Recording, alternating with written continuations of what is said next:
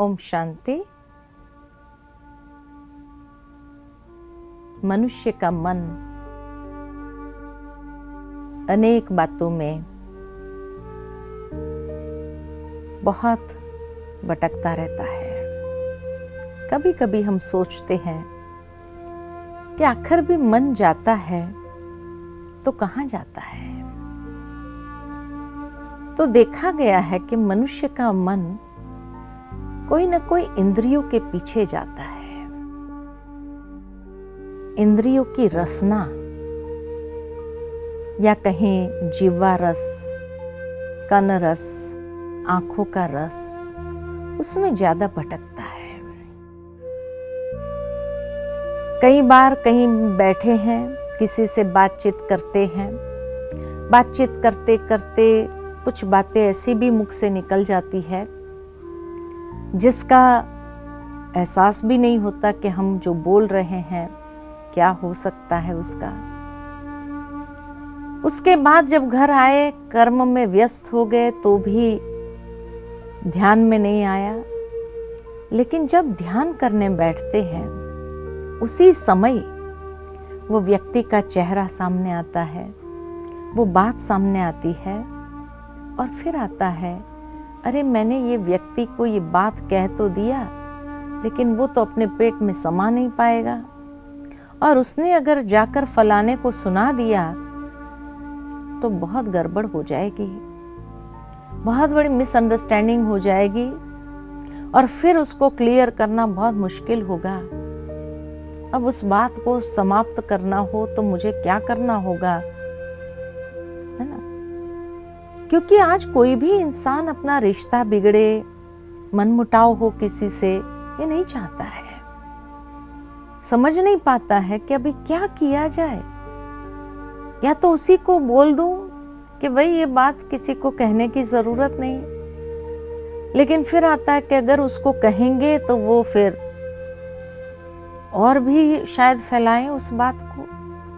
क्योंकि जो काम किसी को मना कर दिया जाता है ना, जैसे एक बच्चा भी होता है, उसको कहो ये सारा कमरा है तुम्हारे लिए, खेलो, लेकिन ये दरवाजा नहीं खोलना, तो वो सब खेल छोड़ करके जो मना किया गया है ना उसी तरफ जाता है, उसी को खोलने का प्रयास करता है, वहां झांकने का प्रयास करता है। ठीक इसी तरह अगर किसी को भी कहा जाए कि ये नहीं करना तो वो ज्यादा कर सकता है। तो उस समय व्यक्ति बड़ा परेशान हो जाता कि अब ये बात यहीं समाप्त हो जाए, ऐसी कोई विधि करनी चाहिए। तो मन विचलित हो गया ना, कहाँ गया? ये मुख ने जो चंचलता की उसके पीछे गया। कानों द्वारा कोई बात सुन लेते हैं, ओवर हियरिंग कर लिया कई बार, समझ में नहीं आता है कि ये बात फलाना जो कह रहा था आखिर इसका भाव क्या था।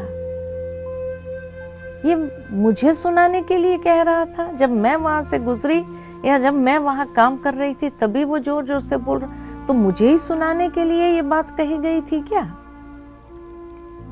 और फिर सारा भाव मतलब निकालना चालू करते हैं हम, मन परेशान हो जाता है। आंखों से कोई दृश्य देख लिया, बाद में भूल जाते हैं, लेकिन जैसे ही ध्यान में बैठते हैं तो मन चला जाता है, मैंने अपनी आंखों से देखा, मैं गलत हो ही नहीं सकती हूँ। और फिर इतने सारे विचार, तो मन परेशान हो रहा है ना। तो मन के भटकने के द्वार ये 3 है। या कुछ मुख से निकल गया, या कानों द्वारा कुछ सुन लिया, या कुछ देख लिया, तो मन के विचारों को भटकाता है ये 3 इंद्रियां विशेषकर। दूसरा अगर देखा जाता है कि मनुष्य के मन के भटकने के जो कारण है वो भी 3 है। या इच्छाओं के पीछे भटकता है, इच्छाएं कहो, तृष्णाएं कहो, उसके पीछे भटकता है, या संबंधों के पीछे भटकता है, या व्यर्थ बातों में भटकता है। तो ये 3 कारण है मन के भटकने के। आज दुनिया में इतने व्यर्थ की बातें या व्यर्थ वेस्ट इंफॉर्मेशन जिसको कहा जाए बहुत प्राप्त हो रहा है। चाहे व्हाट्सएप से प्राप्त हो रहा है, चाहे फेसबुक से प्राप्त हो रहा है। इसलिए लोग तंग भी हो रहे हैं, सोच भी रहे हैं ये बंद कर देना चाहिए। जब ये नहीं था ना, बहुत सुखी थे, ये भी कह देते हैं। तो बंद करना भी चाहते हैं, दुखी भी हो रहे हैं, परेशान भी हो रहे हैं, लेकिन बंद भी नहीं कर पाते हैं क्योंकि आसक्ति लगी हुई है। दूसरा तो वेस्ट इंफॉर्मेशन बहुत मिल रही है और उस कारण से मन उसमें ही जा रहा है। दूसरा, जैसे कहा, संबंधों में भटक रहा है। कोई ना कोई संबंधों का लगाव जहां है, झुकाव है, कोई व्यक्ति के प्रति है, वो व्यक्ति आंखों से दूर होते ही जैसे परेशान हो जाते हैं। इतना अटैचमेंट, मोह जिसको कहा जाए, तो मोह में भटक रहा है। आजकल देखा गया कि माँ बाप को शायद बच्चों की याद इतनी नहीं सताती है जितनी पहले सताती थी, लेकिन और संबंध जो है, फ्रेंड सर्कल, किटी पार्टी, ये वो, इसमें ज्यादा मन भटक रहा है। और तीसरा, इच्छाओं में, क्योंकि आज इतनी सारी बातें मार्केट में आ रही है, इतनी सारी चीजें आ रही है, और उसके एडवर्टीजमेंट जब देखते हैं यूट्यूब पर इधर उधर, तो सोचते हैं ये तो जरूर होना चाहिए, इससे आसान हो जाएगा, इससे ये हो जाएगा, और इतने कलात्मक रीति से उसको पेश किया जाता है कि लगता है कि नहीं, ये तो जरूर होना चाहिए, या अब ये लेटेस्ट मोबाइल आया है, ये जरूर होना चाहिए हमारे पास। लोग, हमारे फ्रेंड सर्कल के पास, सबके पास अच्छे अच्छे मोबाइल हैं, हमारे पास भी लेटेस्ट वाला होना चाहिए। माना कहने का भावार्थ कि आज अनेक प्रकार की जो इच्छाएं हैं, कंपटीशन में आ जाते हैं कई बार उन इच्छाओं के कारण, और उसमें भटकता है। अब ऐसे मन को आप कहो मेडिटेशन करना है तो क्या होगा?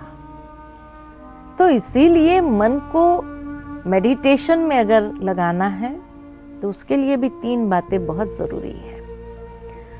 सबसे पहले तो लक्ष्य स्पष्ट होना चाहिए। मन को एक लक्ष्य दे दो। जिस तरह से शास्त्रों में ये बात आती है कि जब अर्जुन ने वो चिड़िया की आंख, उसको लक्ष्य दे दिया, गुरु ने एक चिड़िया रख दी और हर एक को पूछा तुम्हें क्या दिखाई देता है? किसी ने कहा झाड़ भी दिखाई देता है, चिड़िया भी दिखाई देती है, उसकी आंख भी दिखाई देती है, बादल भी दिखाई देता, आकाश भी दिखाई देता है। तो जहां उसका कंसंट्रेशन ही नहीं है, लक्ष्य स्पष्ट नहीं है कि मुझे कहां अपने मन को लगाना चाहिए, तो उसको कहा बस साइड हो जाओ। लास्ट में जब अर्जुन को पूछा गुरुजी ने कि हे अर्जुन तुम्हें क्या दिखाई दे रहा है, तो कहा मुझे चिड़िया की आंख के सिवाय कुछ नहीं दिखाई दे रहा है। बस ये थी एकाग्रता, और ऐसी एकाग्रता मेडिटेशन के लिए भी जरूरी है।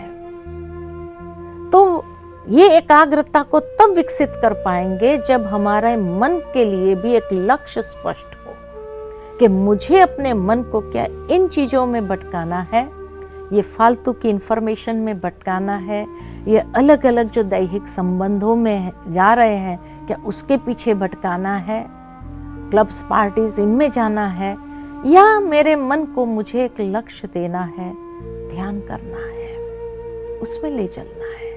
मेरे जीवन का लक्ष्य क्या है, क्योंकि उसी के आधार से अगर मेरे जीवन का उद्देश्य मुझे स्पष्ट है तो मन को लक्ष्य देना आसान होगा और मन को लगाना भी सहज होगा। मेडिटेशन में, ध्यान में एकाग्र करना सहज होगा। तो सबसे पहले मन को एक लक्ष्य स्पष्ट देना है।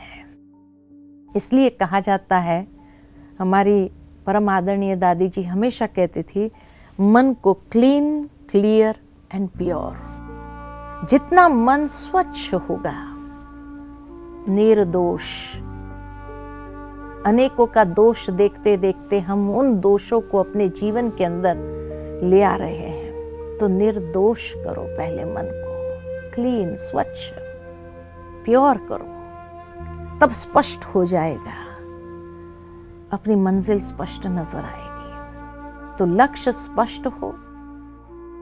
दूसरे फिर ऐसे लक्षण चाहिए। आज अगर लक्षण, आज मनुष्य की बुद्धि जब बाहर भटकती है, किटी पार्टी में जाना है, ये क्लब्स में जाना है, ये पार्टीज में जाना है, तो नेचुरल है, उसके लक्षण भी उस अनुसार बनते जाएंगे। ध्यान करना है, ये मन को लक्ष्य देना है, तो मेरे लक्षण भी वैसे होने चाहिए। तो लक्षण के अंदर कई चीजों को सहजता से जब ध्यान में बैठो तो मन से उसको किनारा करना जरूरी है, वो लक्षण ले आना जरूरी है। निर्दोष, स्वच्छ, प्योर, निर्मल और स्पष्ट, तो वो लक्षण अंदर में ग्रहण करना जरूरी है। और उसके लिए लक्ष्मण रेखा भी अपने लिए निश्चित करनी होगी, क्योंकि अगर ध्यान करने के लिए आप उत्सुक हो और आपके जीवन के अंदर कोई लक्ष्मण रेखा ही ना हो, तो नेचुरल है कि वो मन फिर ध्यान में कभी एकाग्र हो ही नहीं सकता है। बैठेंगे ध्यान में, लेकिन सारी दुनिया चक्कर लगा करके आ सकते हैं। तो इसीलिए लक्ष्य, लक्षण और लक्ष्मण रेखा कि हाँ, उसके लिए अगर मुझे ध्यान करना है तो ध्यान के लिए आहार में कुछ परिवर्तन जरूरी करना है। स्वयं को संयम में रखना आवश्यक है, क्योंकि जब मनुष्य अपने आप पर संयम ले आता है तब ध्यान करना आसान हो जाता है, ध्यान करने का आनंद आता है, और ध्यान के द्वारा जो प्राप्ति मनुष्य करना चाहता है, जिन सिद्धियों को जीवन में अनुभव करना चाहता है, जिन सफलता को प्राप्त करना चाहता है, जो मन की शक्ति और क्षमता को विकसित करना चाहता है, वो सहज कर सकता है। तो चलिए कुछ देर के लिए हम अपने मन को ले चलते हैं ध्यान में, और इसीलिए लक्ष्य स्पष्ट हो, आत्म स्वरूप में स्वयं को स्थित करें, आत्मा की वास्तविकता का एहसास करें। मैं आत्मा चैतन्य शक्ति हूं, शक्तिशाली हूं। मैं आत्मा मन का मालिक हूं।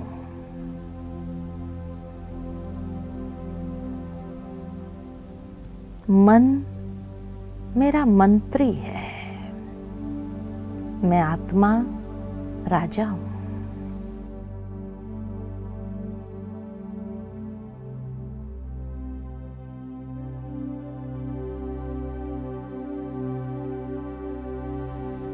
मन का लक्ष्य बहुत स्पष्ट है।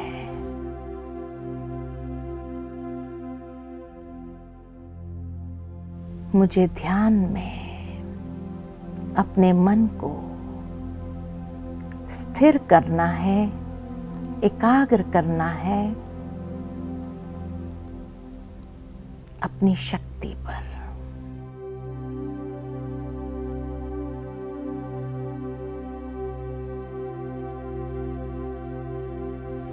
मन में अथाह शक्ति है, क्षमता है।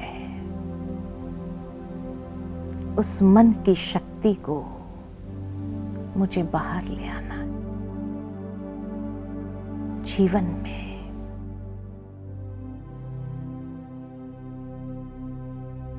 आज वही मन की शक्ति व्यर्थ बातों में,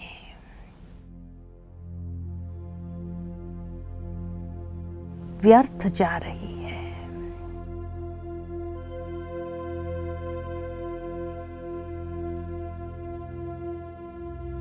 मुझे अपने मन को सकारात्मक लक्ष्य देते हुए उसकी शक्ति को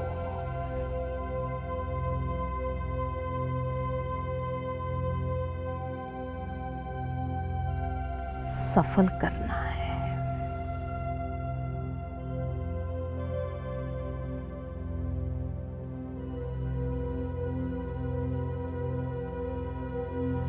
मन को मजबूत करना है।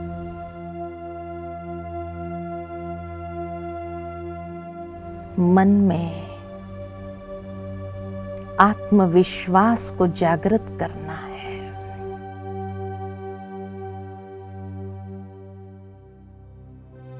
यह आत्मविश्वास मेरे जीवन के लिए बहुत जरूरी है।